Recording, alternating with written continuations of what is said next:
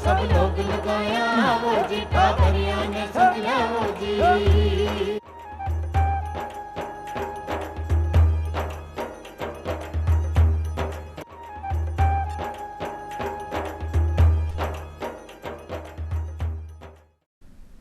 चौपाल देखने वाला सबला दर्शका ने राम राम सा। भाई सभी अपना रिश्ता के प्रति रहे वफादार तो नहीं बढ़ांगा एड्स का भागीदार। जी हाँ, अब आप सब सोच रहा होगा कि मैं क्यों बोल रही हूँ। भाई लिए ही कि आज की खासी चौपाल आपा लेकर आए हैं एड्स के बारे में जानकारी कि HIV एड्स है काई, इन्हें आपा किया समझ सका, और अगर कोई व्यक्ति इसे ग्रसित है तो भी का लक्षण काई काई हो सके हैं। अगर मैं और आप इसे ग्रसित है तो आपा ने किया पता चले कि आपा भी एड्स से ग्रसित है, और कौन कौन सा ऐसा कारण है जिससे गंभीर रूप से आपने बीमारी हो सके है। क्योंकि आपने सब ने पता है कि बीमारी बहुत ही गंभीर है, इसका लक्षण भी बहुत सालों बाद दिखे हैं, लेकिन कई व्यक्ति अपना जीवन से हाथ भी धो सके हैं। लेकिन सावधानी में ही बचाव है, तो अगर आप सतर्क रहवांगा तो आपने परेशानी होएगी नहीं। जी हाँ, चर्चा करवा के लिए मैं आमंत्रित किया है डॉक्टर प्रदीप चौधरी जी ने, जो कि संयुक्त निदेशक है Rajasthan states AIDS control society माए। डॉक्टर साहब था को बहुत बहुत स्वागत है चौपाल में। बी के साथ ही मैं आमंत्रित किया है श्री ब्रिजेश दुबे जी ने, जो कि चेयरमैन है global alliance for human rights Jaipur माए। ब्रिजेश जी था को भी बहुत बहुत स्वागत। जय कि आज की चर्चा में राखी है कि एड्स के बारे में जानकारी लेवा, तो सबसे पहलो सवाल प्रदीप जी आपसे करना चाहा कि HIV और एड्स ने आसान शब्दा में आपा क्या समझ सका। देखिए, HIV और एड्स दोनों एक साथ जुड़े हुए हैं। जब हम आमतौर पे बोलते हैं कि HIV एड्स प्रोग्राम ना, तो HIV जिस वायरस का जब संक्रमण होता है तो उस संक्रमण के बाद में लंबे टाइम स्पेन के बाद में उसकी रोग प्रतिरोधक क्षमता कम हो जाती है, और जिसके चलते जो है एक अवस्था बनती है जिसको हम एड्स बोलते हैं, एक्वायर्ड एमिनो डेफिशिएंसी सिंड्रोम, जिसमें हमारे जो अवसरवादी संक्रमण होते हैं वो उनका उपचार नहीं हो पाता, या उनसे रोग प्रतिरोधक क्षमता के मद्दे नज़र रखते हुए उसको लड़ाई नहीं हो पाती उन रोगों से, रोग प्रतिरोधकता के चलते, तो वो एक एड्स की अवस्था क्रिएट होती है, और वो उस अवस्था को हम एड्स अवस्था बोलते हैं। और HIV जब वायरस बॉडी में जाता है तो वो संक्रमण HIV संक्रमण कहलाता है। तो जिसको HIV होगा वो आखिर में जाके एड्स की अवस्था में कन्वर्ट होगा, तो इसलिए HIV एड्स हम बोलते हैं उसको। बोला जा रहा है आम भाषा में आपा इन्हें साथ में जोड़ देवा, साथ में जोड़। लेकिन अगर कोई व्यक्ति ने जैसे एड्स हो गयो है या आपा HIV पॉजिटिव बोला, हाँ, तो कहीं ज़रूरी है कि अगर व्यक्ति पॉजिटिव है तो भी ने आगे चल के वो भी हो जाएगा। देखिए, HIV होने के बाद में इसका इलाज आज की स्थिति में मौजूद नहीं है, बट इसका ट्रीटमेंट जो हम बोलते हैं, जैसे कि जिस तरीके से पूर्णतः इसको हटाया नहीं जा सकता वायरस को शरीर में से, बट आज की जो विकसित दवाइयाँ जो हमारे पास आ गई हैं, उन विकसित दवाइयों के चलते जो ये वायरस शरीर में जाता है, उस वायरस के जो प्रोडक्शन है, जो उसका वायरस का जो प्रसार दर है, उसको हम कंट्रोल करते हैं, और इसको एड्स की अवस्था आने से पहले ही उसको रोक लेते हैं। तो एक लंबा स्पैन जो है व्यक्ति का है सही में तो अच्छी ज़िंदगी जीने वाला, वो चलता रहता है इससे। मतलब इलाज अपना प्रॉपर इलाज नहीं है, लेकिन बचाव आपा कर सका, जो दवाई लेकर आपने जीवन जो है बीने आपा बढ़ा सका और सही तरीके से स्वस्थ जीवन आपा जी सका। शुरुआत हो वह अगर कोई भी बीमारी की बात की जाए तो सबसे पहले जानकारी कि व्यक्तिया ने किया पता चले कि बीने परेशानी हो गई है या बी का लक्षण क्या का हो सके। तो ब्रिजेश जी था से जानना चाहे कि एक व्यक्ति ने अगर आप परेशानी है तो कौन सा लक्षण बी का शरीर में ऐसा दिखे हैं कि वो समझ सके है या फिर जांच के लिए आगे जावे। देखिए, अभी तक तो क्या होता है कि जब हमारे अंदर वायरस आता है तो वायरस को डेवलप होने के लिए करीब 7 से 10 साल के लगता है, जैसे समय लगता है। 7 साल के बाद में क्या होता है कि इन्फेक्शन होने लगते हैं, जैसे कि किसी को TB हो गया है, किसी को स्किन का प्रॉब्लम हो गया, किसी को फीवर हो रहा है, ठीक नहीं हो रहा है, तो ऐसी बीमारियां भी नहीं होती हैं ठीक। तब शक होता है डॉक्टर्स को और वो जांच कराते हैं।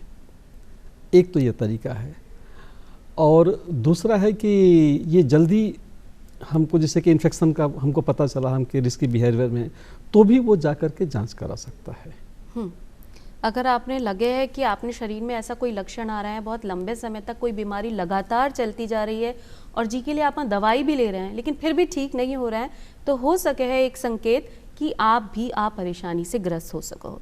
जैसे कि बात आवे है लक्षण की, लेकिन कारण काई है, क्योंकि लोगों ने पता ही नहीं चले कि भाई आप ऐसा कोई काम ही नहीं कियो तो आपने इतनी बड़ी परेशानी होगी। तो ऐसा कौन कौन सा कारण है जिसे आप फैले हैं? देखिए HIV प्रसार के 4 मुख्य कारण हैं। जो 4 मुख्य कारण हैं, 4 मुख्य कारणों में पहला जो कारण है उसमें असुरक्षित यौन संबंध है। किसी भी संक्रमित पार्टनर के साथ में अगर हम असुरक्षित यौन संबंध स्थापित करते हैं तो ये जो है संक्रमण हो सकता है। दूसरा जो है रक्त या रक्त के उत्पाद अगर हमारे शरीर में चढ़ाए जाते हैं किसी बीमारी के दौरान या सर्जरी के दौरान, तो अगर संक्रमित रक्त या रक्त के उत्पाद अगर चढ़ते हैं तो ये संक्रमण हो सकता है। तीसरा कारण है संक्रमित सुई के प्रयोग से। जिस तरीके से हम सुई के इंजेक्शन हमारे शरीर में लगाए जाते हैं, अगर वो सुई संक्रमित है तो इन्फेक्शन हमारे शरीर में जा सकता है। और चौथा जो कारण है वो कोई संक्रमित महिला, जो HIV संक्रमित महिला है, अगर वो गर्भ धारण करती है तो उसके होने वाले बच्चे को ये संक्रमण आगे जा सकता है। ये 4 प्रमुख कारण हैं जिनमें HIV की प्रसार होती है। इसके अलावा कोई और जो संक्रमण के कारक हैं वो अभी तक रिसर्च में सामने नहीं आए। इन्हीं 4 कारणों से वर्तमान में ये प्रसार दर आगे बढ़ती रहती है। तो इसको अगर हम कंट्रोल करते हैं तो इससे बच भी सकते हैं। जी, तो आप खुद भी जान सका कि अगर इनमें से 4 चीज़ों में से अगर आपके साथ कोई घटित हुई है, अगर कोई महिला HIV पॉजिटिव है और वो गर्भ धारण करे हैं, तो कितना प्रतिशत तक चांसेस हैं कि शिशु ने भी हो सके हैं? देखिए, आज की परिस्थिति में जो विकसित दवाइयाँ हमारे को सरकार द्वारा उपलब्ध है या जो भारत देश में जो उपलब्ध है, उन दवाइयों के चलते अगर समय पे पहचान होती है और वो दवाइयाँ उनको दी जाती है ANC रजिस्ट्रेशन में गर्भावस्था के दौरान और बच्चे की डिलीवरी के दौरान, तो ये प्रसार जो है वो 2 से 3% संभावना के अंतर्गत आ जाती है। जो कि अगर हमारे अज्ञानता की वजह से अगर कोई संक्रमण होता है तो वो 30% के आसपास होता है। बट उसको घटा के हम संस्थागत प्रसव यानी अस्पताल में उसका प्रसव कराते हैं और डॉक्टरों की देखरेख में प्रसव कराते हैं, तो ये संभावनाएं समय पे उपचार चालू करके जो है इस संभावना को घटा के 2 से 3% तक हम ला सकते हैं।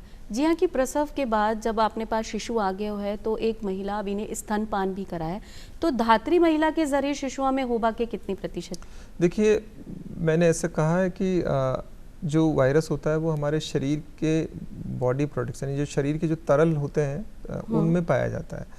तो क्योंकि महिला स्तनपान कराती है तो दुग्ध में भी जो है उसकी प्रतिशत होती है, हो सकती है। बट होता क्या है कि जब स्तनपान कराया जाता है तो शिशु की आहार नली में या कहीं पे भी कुछ अगर अल्सर या कुछ इस तरीके के घाव होंगे या कोई बॉडी फ्लूइड का रिसाव होगा तो उसके जरिए वो जा सकता है। तो इस संभावना को हम नकार नहीं सकते, बट प्रयास ये करते हैं कि हम स्तनपान उस स्थिति को बचाव करके करें। और इसमें बहुत सारे फैक्टर काम करते हैं। जो माता है उसका वायरल लोड कितना है, उसमें वायरस की मात्रा कितनी है, या फिर कोई ऐसा अपॉर्चुनिटी इन्फेक्शन तो नहीं है, या कोई बॉडी फ्लूइड टच में तो नहीं आ रहा है बच्चे के। इस तरीके की जो कारक होते हैं ये निर्धारित करते हैं कि संक्रमण आगे जाएगा कि नहीं जाएगा। और दवाइयाँ अगर समय पर दी जाएँ, समय पे उनकी दे दी जाए तो ये प्रसार दर को हम घटा के 1 से 2% तक ला सकते हैं। जी, तो यही है कि आपने जो समझदारी रखा कि अगर आपने जानकारी है तो या तो वो महिला गर्भ धारण ही ना करे, कुछ समय बाद जब आपके प्रतिशत कम हो जाएं कि ट्रांसफ़र के चांसेस आपने कम हो जाएं तब आप गर्भ धारण कर सका, और अगर स्तनपान करानो है तो बिने थोड़ा दिन के लिए टाल सका। हाँ, इसके लिए आप जब चिकित्सीय प्रसव कराते हैं चिकित्सा संस्थान में तो उस समय जो डॉक्टर आपकी देखरेख कर रहे हैं उनके मार्गदर्शन में ही आप आगे जो है स्तनपान की परमिशन लें या उनसे बात करें, ताकि वो निर्धारित करेंगे कि कराना आवश्यक है या नहीं है। क्योंकि वो उसकी सारी प्रक्रिया को वो निर्धारित करते हैं और दवाई के डोजेस को वो निर्धारित करते हैं, तो इस वजह से उनके मार्गदर्शन में ही सारी गतिविधि संपादित होनी चाहिए, हो सके। जी हाँ, कि आपने बीच में आ भी बताया कि कोई भी रक्त उत्पाद आपने चढ़ावा से या संक्रमित सुई से भी आपने परेशानी हो सके है, तो कितना मतलब आप समझ सका कि भाई कभी भी कि कोई को भी एक्सीडेंट हो जाए या प्रसव के समय ज़्यादा अपना खून को बहाव हो जाए तो भी आपने खून चढ़ावा की ज़रूरत हो, तो ऐसे में एक व्यक्ति क्या समझे कि भाई सुरक्षित हूँ या नहीं हूँ, क्योंकि ये भी एक बहुत बड़ा कारण है कि आपने परेशानी है। देखिए, रक्त या रक्त के उत्पाद चढ़ाने से जो है वो संक्रमण 100% जाएगा, ये तय बात है। तो इसलिए हमेशा ब्लड या ब्लड के प्रोडक्ट, प्लाज्मा, प्लेटलेट्स, जो हमारी लाल रक्त कणिकाएँ हैं, RBC, ये हमें लाइसेंस शुदा ब्लड बैंक से लेनी चाहिए। और इसके लिए सरकार ने व्यवस्था की हुई है, सारे निजी और सरकारी ब्लड बैंकों को लाइसेंस मुहैया कराया हुआ है और उन लाइसेंस शुदा ब्लड बैंकों से ही लेना चाहिए। किसी भी मध्यस्थ, किसी दलाल से या किसी भी इस तरीके के ब्रोकर से ये संपर्क नहीं करना चाहिए और सीधा पर्ची लेके लाइसेंस शुदा ब्लड बैंक में जाना चाहिए और वहाँ जांचा परखा खून और खून के जो उत्पाद हैं वो वहाँ से लेने चाहिए, जिससे कि हमारा बचाव सुनिश्चित हो सके। और एक आप बताओ कि असुरक्षित यौन संबंध से भी हो सके, तो ये तो आपने खुद ने समझवा की ज़रूरत है कि आप ना जीवन में आपने संयम बरतना चाहिए, तो आप परेशानी आपने होगी ही नहीं। दूसरी बात है कि अगर एक व्यक्ति ने पतो चल जावे है कि मैं आप परेशानी से ग्रसित हूँ, तो एक मानसिक पीड़ा भी ने हो सके है कि भाई अगर मैं अपने परिवार में बताऊँ तो हो सके वो नहीं समझे है या कोई और ही रिएक्शन आपने परिवार की तरफ से आए या समाज आपने अपनावा से डरे है, तो ऐसे में वो व्यक्ति की मानसिक पीड़ा ने दूर करवा के लिए सरकार की तरफ से क्या प्रयास चल रहे हैं? देखिए, दुनिया में सबसे बड़ा रोग है कि क्या कहेंगे लोग। बिल्कुल। इसके बाद क्या है कि मानसिक रूप से उनको ये ग्लानि हो जाती है, गिल्टी कॉन्शियसनेस होती है कि हमारे घर वाले क्या बोलेंगे, लोग क्या बोलेंगे, समाज क्या बोलेगा। अब ये अवसाद को लेकर के वो जीने लगता है। लेकिन सरकार ने ऐसी व्यवस्था किया है कि वैरायटी ऑफ काउंसलिंग की व्यवस्था है। एक तो वो काउंसलर होते हैं जो प्रोफेशनल, इनको पूरी जानकारी देते हैं कि अपनी लाइफ को हम स्पेंड कैसे करते हैं। दूसरा ये होता है कि कम्युनिटी के लोग जो HIV पॉजिटिव लोग हैं वो भी फिर उनको काउंसलिंग करते हैं कि देखो मैं तो 20 साल से जी रहा हूँ, मैं तो 25 साल से जी रहा हूँ, 15 साल से जी रहा हूँ और नॉर्मल लाइफ जी रहा हूँ। तो ये जो काउंसलिंग कम्युनिटी के द्वारा मिलती है, जो हम लोगों को पीयर काउंसलर्स हैं या हर जगह सरकार ने हर सेंटर पे कम्युनिटी केयर कोऑर्डिनेटर भी लगा रखे हैं, पीयर काउंसलर्स भी लगा रखे हैं और प्रोफेशनल काउंसलर हैं, तो वो उनके पास जाते हैं और उनका जो मनोबल है वो अच्छा होता है, फिर वो लाइफ अपनी अच्छे से जीते हैं। तो भाई जो व्यक्ति है भी ने अगर काउंसलिंग की जाए या भी का परिवारजन समझ जाए तो भी को जीवन थोड़ा सा आसान हो जाए और साथ ही साथ वो इलाज भी ले सके। तो अब आपसे जाना कि इको इलाज कहीं है कि पुख्ता इलाज तो है नहीं कि बिल्कुल ही ठीक हो जाएगा, लेकिन जो भी एक प्रक्रिया है वो कहीं है। देखिए, इसके HIV जब संक्रमण का पता चलता है तो इसका पता करने के लिए हमारे जो ICTC केंद्र है, एकीकृत सलाह एवं जांच केंद्र, जो हमारे जिला अस्पतालों में और ब्लॉक स्तर के अस्पतालों में मौजूद है, उन अस्पतालों में आप जाके ICTC सेंटर पे टेस्ट कराएंगे। टेस्ट कराने के से पूर्व वो आपकी काउंसलिंग करते हैं कि क्या इसके परिणाम होंगे। अगर परिणाम इसके पॉजिटिव आते हैं तो वो फिर उसके बाद फिर से काउंसलिंग करते हैं ताकि मानसिक जो संतुलन बना रहे और वो उसको एक्सेप्ट करे और एक्सेप्ट करके उसको फिर उस केस को वो हमारे ART सेंटर्स बने हुए हैं हर जिला अस्पताल पे, बड़े अस्पतालों पे, उन पे लिंक करते हैं, वो जोड़ते हैं और वहाँ पे पूर्ण और गोपनीयता के साथ में निःशुल्क जो है दवाइयाँ सरकार द्वारा दी जाती है। वहाँ पे उनकी एक ग्रीन डायरी बनती है, उस डायरी के माध्यम से उनका पूरा मेडिकल रिकॉर्ड रखा जाता है, मेडिकल चेकअप होता है और फिर जो भी उनके शरीर की अवस्था है उस अवस्था के अनुरूप उनको दवाइयाँ जो सूट करती है उनका रेजिमेंट उनको दिया जाता है और वो फिर प्रक्रिया जो है वो लाइफ लॉन्ग चलती रहती है। तो 2 महीने 3 महीने से जैसे जैसे उनके स्वास्थ्य की स्थिति बनती है उस हिसाब से उनको दवाइयाँ उनको मिलती रहती है और उनको वो दवाइयाँ लेने के बाद में कुछ प्रारंभिक तौर पर जो बॉडी अडेरेंस करती है या स्वीकार करती है उस समय थोड़ी बहुत दिक्कतें हो सकती है, लेकिन बाद में 2-3 महीने बाद में वो नॉर्मल लाइफ जीने लगते हैं और एक संयमित ज़िंदगी जो है वो अच्छी तरीके से आगे बढ़ा सकते हैं। और ये जो पूरा ट्रीटमेंट है यह विकसित स्वरूप में आज की स्थिति में पूरे देश में अब उपलब्ध है। शुरू में जब हम बात करें 80 के दशक की या 90 के दशक की, तब हमें बहुत सारे रेजिमेंट पे काम करना था, लेकिन आज जिस तरीके से हम ब्लड प्रेशर या शुगर की जो दवाइयाँ लेते हैं, 1 गोली रोज़ लेते हैं, इसी तरीके से इसकी भी एक गोली डोज जो है वो डिसाइड हो गई है और उस डोज को हम लेके अपना जो दैनिक आवश्यकता के काम है वो आराम से कर सकते हैं, हर जगह घूम सकते हैं, खेल सकते हैं, मजबूती से काम कर सकते हैं, कोई इस तरीके की जो है अवस्था मौजूद नहीं होती। और ये जो दवाइयाँ इनको दी जाती है, इन दवाइयों का मुख्य रूप से कारक ये होता है कि इनके जो वायरस की जो प्रसार दर है उसको वो कंट्रोल करती है दवाइयाँ, जिससे कि इनकी जो नॉर्मल या जो प्राकृतिक रोग प्रतिरोधक क्षमता है वो अपने आप ग्रूम करती है या बढ़ती है, तो वो बढ़ने के बाद में वो एक साधारण जीवन जो है वो जीने लगता है। तो बस इसमें खास बात यही ध्यान रखने की बात है कि ये जो दवाइयाँ भारत सरकार और राज्य सरकार जो दे रही है उनको समय पे नियमित रूप से इसका सेवन करना चाहिए, इनको छोड़ना नहीं चाहिए और एक अच्छी और स्वस्थ ज़िंदगी जी जा सकती है, जिसका अच्छा खासा जो है आप रिजल्ट देख सकते हैं। जब वो सेंटर्स पे दवाई लेंगे तो उनको दिखेगा कि काफ़ी लोग अच्छे स्वस्थ रूप से जी रहे हैं और चल रहे हैं। एक बात मन में आवे है कि जो ICTC आपने बतायो कि बठे जार आप काउंसलिंग भी ले सका हाँ, इलाज का बारे में भी जान सका हाँ, लेकिन हर व्यक्ति का मन में एक झिझक आवे है, मैं बठे गयो, मने लक्षण दिख रहा है, मैं बठे गयो, लेकिन मेरी जो पहचान है वो सबके सामने आ जाएगी कि हो सके है कि मैं भी पॉजिटिव हूँ। तो ऐसे में पहचान की गोपनीयता बहुत ज़्यादा ज़रूरी हो जाए, क्योंकि बिना अपनी समाज में रहना है, परिवार में रहना है, हो सके कोई बच्चे का टाबर भी हो तो एक है कि अगर एक पिता या एक माता का शरीर में HIV है और बच्चा ने पता चले तो एक स्थिति सामंजस्य नहीं बिठा पाए। तो गोपनीयता कितनी ज़रूरी है और बठे मिले है कि नहीं? देखिए, आज की स्थिति में इस जो संक्रमित व्यक्ति हैं उनके मौलिक अधिकारों की रक्षा के लिए भारत सरकार द्वारा और राज्य सरकारों द्वारा एक HIV एक्ट पे काम किया जा रहा है और भारत सरकार द्वारा HIV एक्ट 2017 इसको इम्प्लीमेंट किया गया। और हमारे राज्य की अगर हम बात करें तो इसी एक्ट को हमने 2021 में हमारे यहाँ राज्य में लागू कर दिया गया है और उसके अंतर्गत कुछ मौलिक अधिकारों का निर्धारण हुआ है, जिसमें इनकी गोपनीयता को भी प्रमुख मुद्दा बनाया गया है। इलाज पे बहुत सारे मुद्दों पे काम किया गया है। तो इस कार्यक्रम के तहत जो भी HIV संक्रमित व्यक्ति ICTC पे पॉजिटिव होता है या पाया जाता है तो उसके गोपनीयता पे शुरू से लेके अंत तक काम किया जाता है और ध्यान दिया जाता है।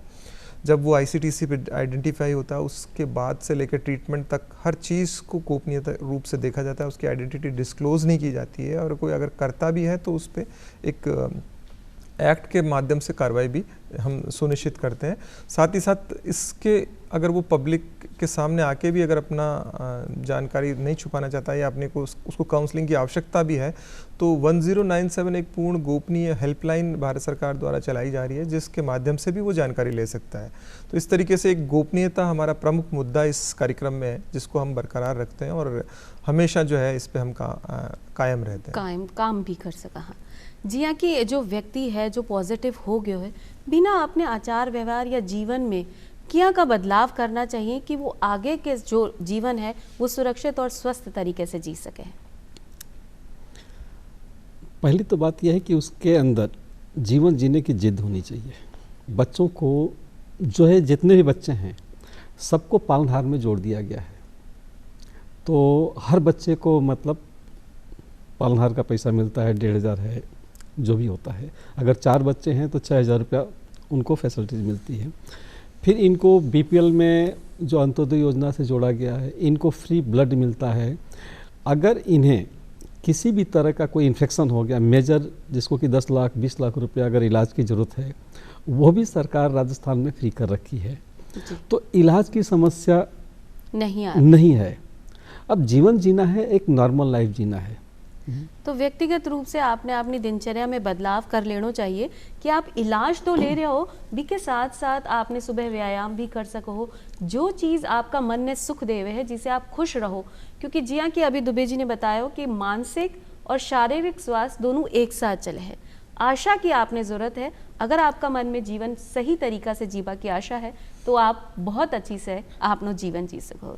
जी कि आपने अभी बीच में बताया कि 1097 कि अठे आप फ़ोन कर काउंसलिंग भी ले सका हाँ, अगर आपने कोई मानसिक परेशानी हो तो। 80 का दशक की आपने बात की कि आपने इलाज प्रक्रिया कुछ और ही और वर्तमान में कुछ और है। तो पहले और अब में कितनों प्रतिशत को फ़र्क आया हो, कि लोगों की सोच में कितनों फ़र्क आया हो कि ज़्यादा से ज़्यादा लोग टेस्टिंग के लिए भी आवे हैं और ज़्यादा से ज़्यादा लोग स्वस्थ भी हो रहे हैं?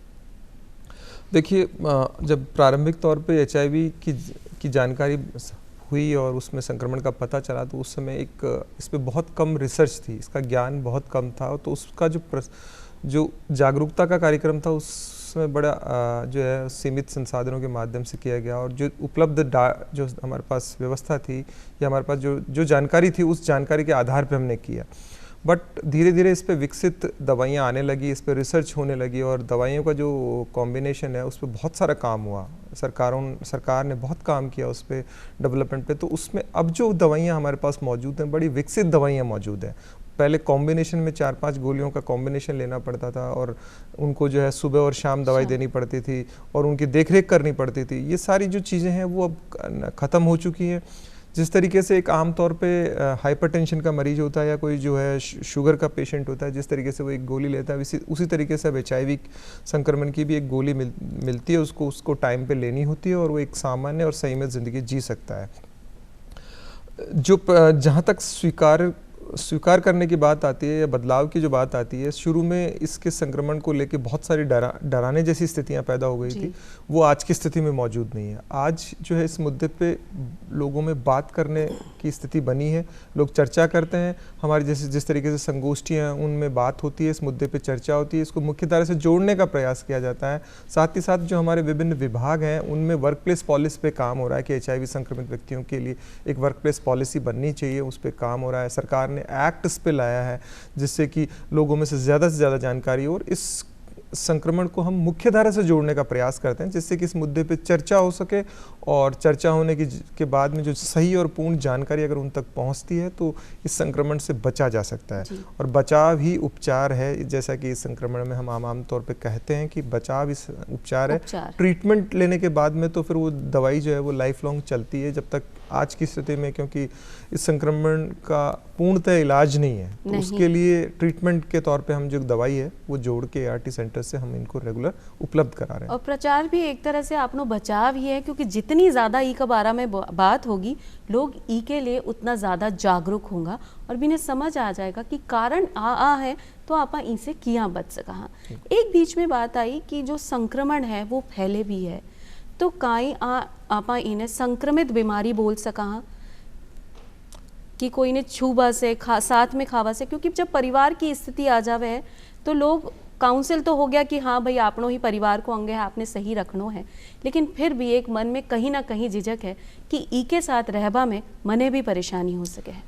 देखिए HIV का जो संक्रमण है उसके कारण मैंने 4 जैसे पूर्व में बताया कि असुरक्षित यौन संबंध है, रक्त या रक्त के उत्पाद के चढ़ाने से है, संक्रमित सुई या फिर संक्रमित महिला से उसके होने वाले बच्चे को है। ये 4 ही कारण हैं, इसके अलावा कोई भी कारण नहीं। बहुत सी अवधारणाएं जो है गलत अवधारणाएं हमारे समाज में मौजूद है, साथ रहने से, साथ बैठने से, साथ खाने से, एक ही शौचालय के प्रयोग करने से, जो शेविंग करते हैं उस किट के प्रयोग से, या फिर कोई इस तरीके की चीज़ें जो हम साथ बैठते हैं या साथ उसके कपड़े प्रयोग करने से संक्रमित व्यक्ति के से हमें HIV हो सकता है। बट इस तरीके का या कोई भी ज्ञात कारण अभी तक है नहीं हमारे पास में।